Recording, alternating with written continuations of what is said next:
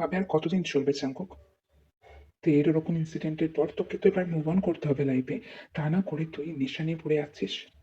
নেশা করে তুই দেখে কি ভুলতে পারবি? পারবি না। আমাদেরকে সবটা মেনে নিতে হয় চাঙ্কুক। আর মেনে নিলেই জীবন সোজা, সহজ হয়। ওকে ছাড়া এক মুহূর্ত কোনোদিনও বাঁচিনি। আর ওকে ছাড়া অলমোস্ট 7 মাস কাটিয়ে ফেললাম। তারপরেও তুমি বলছো তা ভাই আমাকে ঠিক থাকতে হবে। 7 মাস তাও যা হোক করে কেটেছিল, এখন 1 বছর হতে চললো।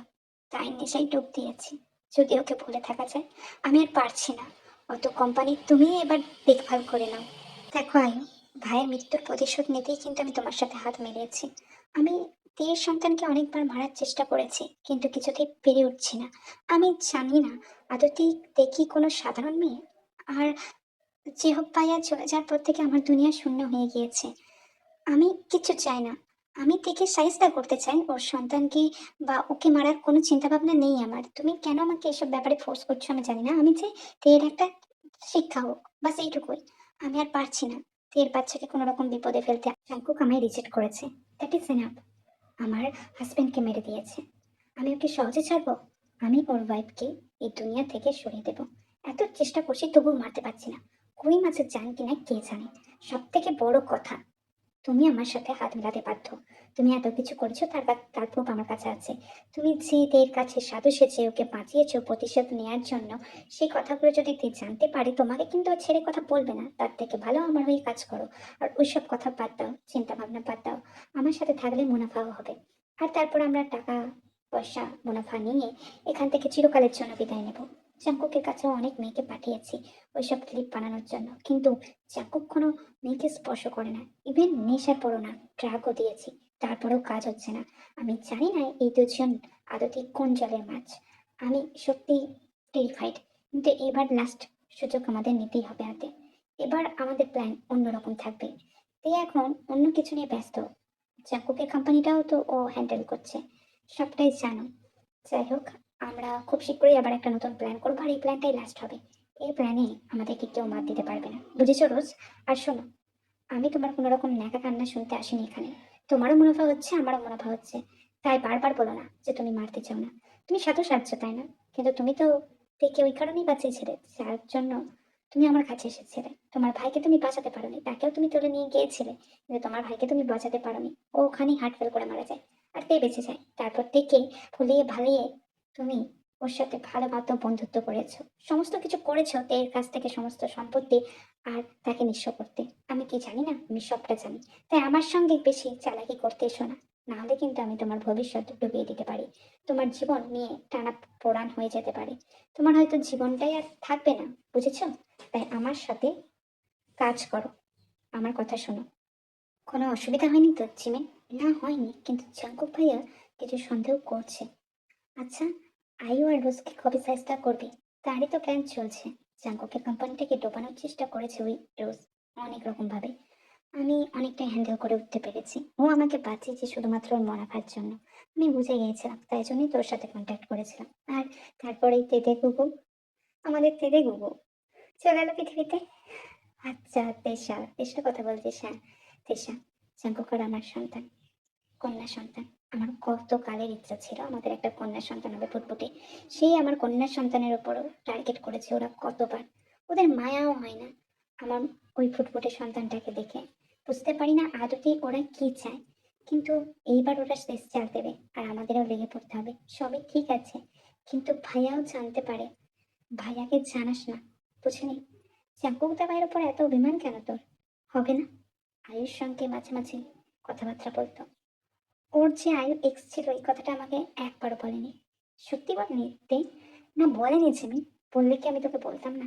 আমার কষ্ট হয়, আমাকে সবসময় জেহুপের কাছ থেকে দূরে রাখতো, আর নিজে থেকে আয়ুর সাথে খপ ফাঁক পেলে কথা বলতো। হয়তো তোর উপর অন্যায় হচ্ছে এর আজ পেয়েছিল। তা বলেও আমাকে বলা দরকার ছিল জিমি। ওসব বাদ দে। ছোট্ট বেবিটা এখন কি করছে? একটু ঘুমিয়ে আছে, হয়তো উঠে পড়বে। আমি তো এখন ওকে সর্ব সময় ক্যারি করে নিয়ে যাচ্ছি। কষ্ট হচ্ছে না? বল। কষ্ট হলেও কিছু করার নেই, জিনিসটা মেটাতে হবে। আয়ু চাঙ্কুকের ক্ষতিও করতে চাইছে। ও চাঙ্কুকের পানীয়তে ড্রাগ মিশিয়েছে, তারপর ওর রুমে কত মেয়েদের পাঠিয়েছে, আমি সবকিছু রিজেক্ট করে দিয়েছি। আমি আড়ালে গিয়ে কাজ করেছি, জাঙ্কুককে অক্ষত রেখেছি। হ্যাঁ, জাঙ্কুকও লয়াল আমার প্রতি, কারণ ও নেশায় কারো গায়ে হাতও দেয়নি। ও বারবার আমাকে খুঁজেছিল, সেটাও আমি জানি। আমার লোকেরা সবকিছু টিকে রাখছে। জাঙ্কুকের জীবনেরও ক্ষতি আছে, ঝুঁকি আছে। আমি চাই না জাঙ্কুকের জীবনে এখন ফিরে যেতে, কিন্তু জাঙ্কুক ভাইয়া তো আসবেই লন্ডনে। চাই না হঠাৎ কি হলো, বলছে লন্ডনে আসবে, তার মানে হ্যাঁ কোম্পানিতে আসবে, কেটিএইচ কে দেখবে। আমাকে দেখবে যে কে না, আমি নিজেকে দেখাবো না। জানি তো, নিকাব পরে থাকবি, বোরখা পর। কি বলিস, এই পর্যায়ে এসে বোরখার আশ্রয় নিতে হবে? কেন না, বোরখা তো আমাদের সবাইকে প্রোটেকশন দেয়। হুম, তা ঠিক বলেছিস। সবকিছুই আদতে আমাদের প্রোটেকশনের জন্য, কিন্তু মানুষ অনেক সময় অপব্যবহার করে। তো তুই এখানে কি করবি? অবভিয়াসলি প্রোটেকশন, কারণ আমি চাই না যে আঙ্কুক আমার পরিচয় জানতে পারুক এখন। তাহলে ব্যাপারটা ঘেটে হয়ে যাবে। আচ্ছা আমি চলি তাহলে। আচ্ছা ওকে। একটু সাবধানে জিমি, যদি জাঙ্কুক জানতে পেরে যায় তাহলে খুব মুশকিল হবে। চিন্তা করিস না, কেউ জানে না আমি এখানে এসেছি। তুই সাবধানে থাক, আর দিশার যত্ন নিবি, আর তোরও খেয়াল রাখবি। আমার সঙ্গে চালাকি, মিসেস জিয়াং তেহান। আমি বুঝতেই পেরেছিলাম জিমিনের বারবার বাইরে যাওয়া আসা আমাকে নাড়া দিচ্ছিল। কি ভাগ্যে আজকে কাইটা করে আমি আজ মিনি সিসিটিভি ফুটেজ দেখতে পেয়ে গেলাম। হুম, জিমিন ভেবেছিল জিমিনের জন্য ফুল এনেছি খোপায় দেওয়ার জন্য, শুধু ওই খোপার ফুলেই যে ছিল অনেক কিছু। সে আজকে আমাকে সত্যিটা সামনে এনে দিল। এবার তো আমাকে লন্ডন যেতেই হবে। ভাইয়াও ফোর্স করছিল সকাল থেকে, আর তো কেউ আমাকে আটকাতে পারবে না। বলতে গেলে একটা বছর, সেই ছোঁয়া, সেই স্পর্শ, সেই গন্ধ, আমি আমি মরতেই বসেছিলাম, নিজেকে ক্ষমা করতে পারছিলাম না। এবার তো আয়ু আর রোজেরও শেষ দিন হবে। অনেক হয়েছে, এতদিন অনেক রকম বাধা বিপত্তি আমার জীবনে এসেছে। আর না, আর না।